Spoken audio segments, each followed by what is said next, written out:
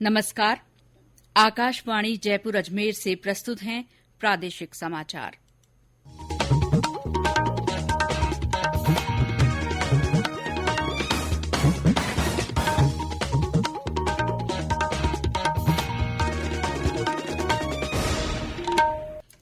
मुख्य समाचार। प्रधानमंत्री नरेंद्र मोदी ने पेट्रो रसायन प्रौद्योगिकी संस्थान जयपुर का उद्घाटन किया। 4 नए मेडिकल कॉलेजों की आधारशिला भी रखी।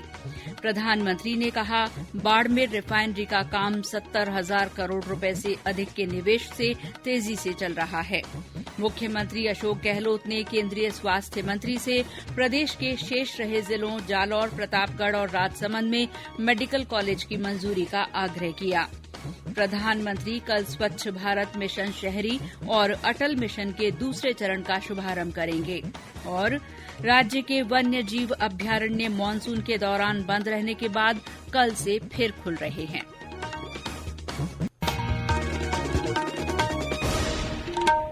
समाचारों के साथ मैं शीला चावला। देश भर में 18 साल से अधिक आयु वर्ग के लिए सरकारी केंद्रों में निःशुल्क कोविड टीकाकरण अभियान जारी है। युवाओं से आग्रह है कि वे टीका जरूर लगवाएं और अन्य लोगों को भी इसके लिए प्रोत्साहित करें। जब तक आवश्यक न हो, घर से बाहर न निकलें और सुरक्षा के 3 सरल उपायों का पालन करें। मास्क लगाएं, 2 गज की सुरक्षित दूरी बनाए रखें, हाथ और चेहरा साफ रखें। और अब समाचार विस्तार से। प्रधानमंत्री नरेंद्र मोदी ने आज वीडियो कॉन्फ्रेंस के माध्यम से पेट्रो रसायन प्रौद्योगिकी संस्थान जयपुर का उद्घाटन किया। उन्होंने बांसवाड़ा, सिरोही, हनुमानगढ़ और दौसा में 4 नए मेडिकल कॉलेजों की आधारशिला भी रखी। प्रधानमंत्री ने 4 नए मेडिकल कॉलेज और सीपेट संस्थान के लिए प्रदेश के लोगों को बधाई दी। उन्होंने कहा कि 2014 के बाद केंद्र सरकार ने राजस्थान के लिए 23 मेडिकल कॉलेज मंजूर किए हैं और इनमें से 7 कॉलेज पहले से ही शुरू हो चुके हैं। श्री मोदी ने कहा कि पिछले 6-7 सालों में देश में 170 से ज्यादा नए मेडिकल कॉलेज तैयार हो चुके हैं और 100 से ज्यादा पर काम चल रहा है। उन्होंने कहा कि साल 2014 में देश में मेडिकल की अंडर ग्रेजुएट और पोस्ट ग्रेजुएट की कुल सीटें 82,000 के करीब थीं। आज इनकी संख्या बढ़कर 1,40,000 सीट तक पहुंच रही है।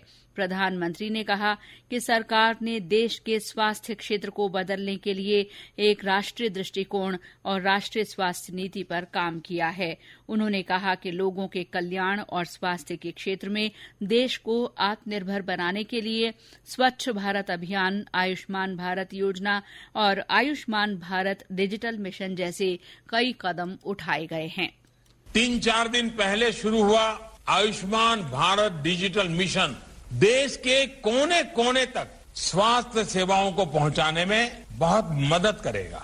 अच्छे अस्पताल, टेस्टिंग लैब, फार्मेसी, डॉक्टरों से अपॉइंटमेंट सभी एक क्लिक पर होगा। इससे मरीजों को अपना हेल्थ रिकॉर्ड संभाल कर रखने की भी एक सुविधा मिल जाएगी। प्रधानमंत्री ने कहा कि बाड़मेर में राजस्थान रिफाइनरी परियोजना 70,000 करोड़ रुपए से अधिक के निवेश के साथ तेजी से आगे बढ़ रही है। राज्य में सिटी गैस वितरण की बात करते हुए प्रधानमंत्री ने कहा कि 2014 तक राज्य में केवल एक ही शहर में सिटी गैस वितरण की अनुमति थी। अब राज्य के 17 जिलों को सिटी गैस वितरण नेटवर्क के लिए मंजूरी दे दी गई है। आने वाले सालों में राज्य के हर जिले में पाइप वाले गैस का नेटवर्क होगा। उन्होंने कहा कि राज्य में जल जीवन मिशन के माध्यम से 21 लाख से अधिक परिवारों को पाइप से पानी मिल रहा है। प्रधानमंत्री ने कहा कि राजस्थान का विकास भारत के विकास को गति देता है और राज्य में गरीब परिवारों के लिए 13 लाख से अधिक पक्के मकान बनाए गए हैं। प्रधानमंत्री ने कहा कि नया पेट्रोकेमिकल प्रौद्योगिकी संस्थान लाखों युवाओं को नई संभावनाओं से जोड़ेगा। प्रधानमंत्री ने मुख्यमंत्री अशोक गहलोत की तारीफ करते हुए कहा कि उन्होंने कामों की एक लंबी सूची दी है। श्री मोदी ने उन पर भरोसा करने के लिए श्री गहलोत का धन्यवाद किया। प्रधानमंत्री ने कहा कि ये भरोसा लोकतंत्र की बहुत बड़ी ताकत है।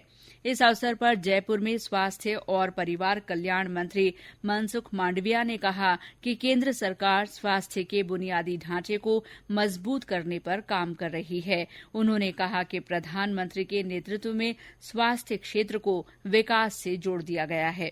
मुख्यमंत्री अशोक गहलोत ने वर्चुअल माध्यम से अपने संबोधन में कहा कि प्रदेश में आयुष्मान भारत योजना का विस्तार करते हुए 5 लाख रुपए तक का मुफ्त इलाज करने वाली चिरंजीवी योजना को लॉन्च किया गया है। श्री गहलोत ने कहा कि सामाजिक सुरक्षा के तहत शिक्षा और मेडिकल को ज्यादा से ज्यादा बढ़ावा मिलना चाहिए और इस दिशा में प्रदेश सरकार आगे बढ़ रही है। श्री मांडविया ने आज मुख्यमंत्री अशोक गहलोत से उनके निवास पर मुलाकात की। इस दौरान मुख्यमंत्री ने स्वास्थ्य मंत्री को बताया कि प्रदेश के 33 में से 30 जिलों में मेडिकल कॉलेज मंजूर कर दिए गए हैं। उन्होंने शेष रहे 3 जिलों जालौर, प्रतापगढ़ और राजसमंद में मेडिकल कॉलेज की शीघ्र मंजूरी देने का आग्रह किया।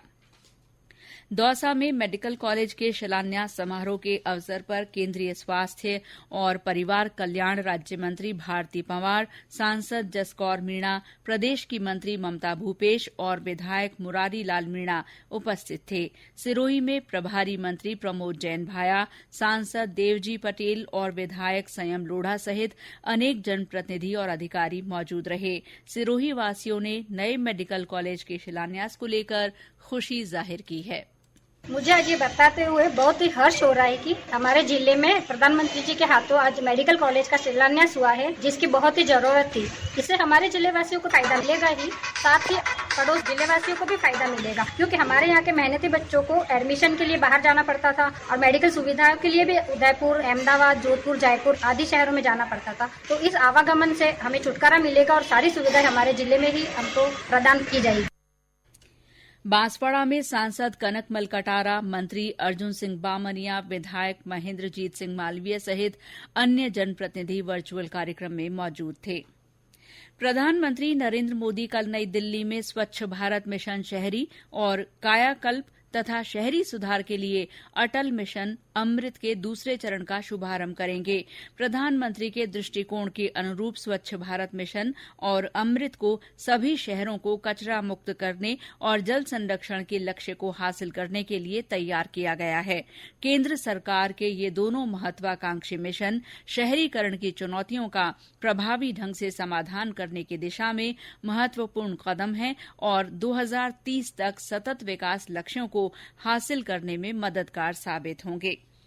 उपराष्ट्रपति एम वेंकैया नायडू 4 दिन के जैसलमेर जोधपुर दौरे के बाद आज नई दिल्ली लौट गए। श्री नायडू ने अपनी यात्रा के दौरान विभिन्न सांस्कृतिक, ऐतिहासिक और सीमावर्ती स्थानों का दौरा किया। उन्होंने सेना और सीमा सुरक्षा बल के अधिकारियों और जवानों के साथ संवाद किया। श्री नायडू ने कृषि वैज्ञानिकों के साथ भी बातचीत की। राज्यपाल कलराज मिश्र ने जोधपुर हवाई अड्डे पर उन्हें विदाई दी। ये समाचार आकाशवाणी जयपुर अजमेर से प्रसारित किए जा रहे हैं। समाचार अभी और भी हैं, लेकिन पहले ये संदेश। चलो मिलकर एक शुरुआत करें, चलो एक फैसला आज करें, मास्क नहीं तो टोकेंगे, कोरोना को रोकेंगे, चलो एक इरादा करते हैं, चलो खुद से वादा करते हैं, मास्क नहीं तो टोकेंगे, कोरोना को रोकेंगे। समाचारों में आपका फिर स्वागत है। चुनाव आयुक्त पीएस मेहरा ने आज वीडियो कॉन्फ्रेंस के जरिए अलवर और धौलपुर जिले में जिला परिषद और पंचायत समिति चुनाव की तैयारियों की समीक्षा की। राज्य निर्वाचन आयुक्त ने दोनों जिलों के जिला निर्वाचन अधिकारियों और पुलिस अधीक्षकों से इस बारे में जानकारी ली। उन्होंने मतदान के दौरान कोविड गाइडलाइन की सख्ती से पालना के निर्देश दिए। दोनों जिलों में जिला परिषद और पंचायत समिति सदस्यों के चुनाव के लिए 3 चरणों में मतदान होगा। चुनाव की अधिसूचना सोमवार 4 अक्टूबर को जारी की जाएगी। देश में अब तक 88 करोड़ 34 लाख से अधिक कोविड टीके लगाए गए हैं। स्वास्थ्य मंत्रालय ने बताया कि कल 65 लाख 34 हजार से ज्यादा टीके लगाए गए। देश में पिछले 24 घंटों में 23,000 से अधिक कोविड मामलों की पुष्टि हुई है। इस दौरान 28,000 से ज्यादा लोग कोविड से स्वस्थ भी हुए हैं। कोविड से स्वस्थ होने की दर अब बढ़कर 97.85% हो गई है, जो पिछले साल मार्च के बाद सबसे अधिक है। कोविड संबंधी राष्ट्रीय हेल्पलाइन नंबर हमारी वेबसाइट newsonair.gov.in पर उपलब्ध हैं। और अब आजादी का अमृत महोत्सव से जुड़े समाचार।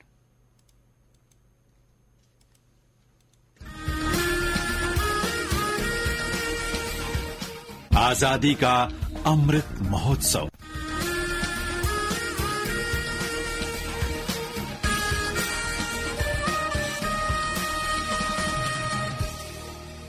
भरतपुर में आजादी का अमृत महोत्सव के तहत स्नातकोत्तर महिला महाविद्यालय में राष्ट्रीय सेवा योजना की चित्र प्रतियोगिता हुई। इस प्रतियोगिता में एनएसएस की छात्राओं ने राष्ट्रपिता महात्मा गांधी और अन्य स्वतंत्रता सेनानियों के चित्र बनाकर देशभक्ति का संदेश दिया। जिले के बयाना में महोत्सव के तहत फिट इंडिया फ्रीडम रन का आयोजन हुआ।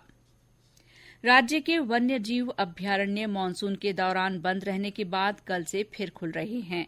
अलवर के सरिस्का टाइगर रिजर्व के लिए पर्यटकों ने पहले से ही बुकिंग करा ली है। उधर सवाईमाधोपुर जिले के रणथंभौर राष्ट्रीय उद्यान में नए पर्यटन सत्र को लेकर वन विभाग और पर्यटन व्यवसायियों की ओर से तैयारियां पूरी कर ली गई हैं।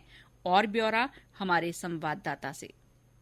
कल से शुरू हो रहे नए पर्यटन सत्र को लेकर वन विभाग और पर्यटन व्यवसायियों द्वारा युद्ध स्तर पर चल रही तैयारियों को अंतिम रूप दिया जा रहा है। वहीं होटलों में पर्यटकों का आना भी शुरू हो गया है। होटलों और पार्क प्रवेश से पूर्व कोविड निर्देशों की पालना के बंदोबस्त किए जा रहे हैं। वन विभाग ने पर्यटन व्यवसाय से जुड़े नेचर गाइड और वाहन चालकों के कोविड टीकाकरण प्रमाण पत्र लिए हैं। राज्य और देश में कोविड मामलों में आई कमी और लगातार हो रहे टीकाकरण के चलते नए पर्यटन सत्र के अच्छा रहने की उम्मीद है, जिसके चलते पर्यटन व्यवसायी, वन्य जीव प्रेमियों और पर्यटकों में भी खासा उत्साह है। सतीश वर्मा, आकाशवाणी समाचार, सवाईमाधोपुर। और अब मौसम। प्रदेश में कई स्थानों पर हल्की से मध्यम बारिश हुई है। भरतपुर में दोपहर बाद मौसम का मिजाज बदला और बारिश होने लगी। इस बरसात से किसानों की चिंताएं बढ़ गई हैं। सीकर में दोपहर में तेज बारिश हुई। बारां, बूंदी और टोंक में हल्की बारिश हुई है। जयपुर में दोपहर बाद घने बादल छाने से मौसम में ठंडक आ गई। इस बीच मौसम विभाग ने प्रदेश में आज से 2 अक्टूबर तक बारिश होने की संभावना जताई है। विभाग के अनुसार इस दौरान जोधपुर और बीकानेर संभाग के जिलों में कुछ स्थानों पर हल्की से मध्यम दर्जे की बारिश हो सकती है। इन संभागों में 3 अक्टूबर से बारिश की गतिविधियों में कमी होगी। मौसम विभाग ने कहा है कि 4-5 अक्टूबर के बाद पश्चिमी राजस्थान के बीकानेर और जोधपुर संभाग के जिलों में मौसम पूरी तरह से शुष्क रहने तथा मानसून के विदा होने के लिए परिस्थितियां अनुकूल बन रही हैं। सूचना और प्रसारण मंत्रालय के प्रादेशिक लोक संपर्क ब्यूरो जयपुर की ओर से आज मोटे अनाज की स्वास्थ्य में उपयोगिता विषय पर वेबिनार आयोजित की गई। इसमें ब्यूरो के निदेशक ऋतु शुक्ला और राष्ट्रीय आयुर्वेद संस्थान के सहआचार्य डॉ छाजूराम यादव ने विचार व्यक्त किए। और अंत में मुख्य समाचार एक बार फिर। प्रधानमंत्री नरेंद्र मोदी ने पेट्रो रसायन प्रौद्योगिकी संस्थान जयपुर का उद्घाटन किया। 4 नए मेडिकल कॉलेजों की आधारशिला भी रखी। प्रधानमंत्री ने कहा है कि बाड़मेर रिफाइनरी का काम 70,000 करोड़ रुपए से अधिक के निवेश से तेजी से चल रहा है। मुख्यमंत्री अशोक गहलोत ने केंद्रीय स्वास्थ्य मंत्री से प्रदेश के शेष रहे जिलों जालौर, प्रतापगढ़ और राजसमंद में मेडिकल कॉलेज की मंजूरी का आग्रह किया। प्रधानमंत्री कल स्वच्छ भारत मिशन शहरी और अटल मिशन के दूसरे चरण का शुभारंभ करेंगे। और राज्य के वन्य जीव अभ्यारण्य मानसून के दौरान बंद रहने के बाद कल से फिर खुल रहे हैं। इसी के साथ प्रादेशिक समाचार बुलेटिन समाप्त हुआ। नमस्कार।